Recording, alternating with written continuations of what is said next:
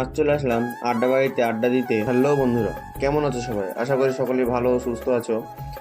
আজকে ভাইদেরকে নিয়ে যাচ্ছিলাম আড্ডা বাড়িতে। কাজের ফাঁকে বন্ধুরা সবাই এক জায়গায় হয়েছি, আর একটু আড্ডা মারবো না তা কি করে হয়? সকল বন্ধুরা যখন এক জায়গায় হব, আড্ডা তো তখন এমনিতেই জমে যাবে। আমার সাথে যে ছোট ভাইটা ছিল, তাকেও নতুন করে ড্রাইভ করা শেখাচ্ছিলাম। আমাদের বাড়ি থেকে বার হতে সন্ধ্যা হয়ে গেছিল, তাই সন্ধ্যের বেলার ভিউটাও খুব সুন্দর আমরা উপভোগ করতে পেরেছি। ফাইনালি অনেকটা রাস্তা ড্রাইভ করার পরে চলে আসলাম আমাদের গন্তব্যস্থল আড্ডাবাড়িতে। আমরা হলাম বাঙালি, আর বাঙালি যেখানে যাবে লুঙ্গি পরেই বেস্ট।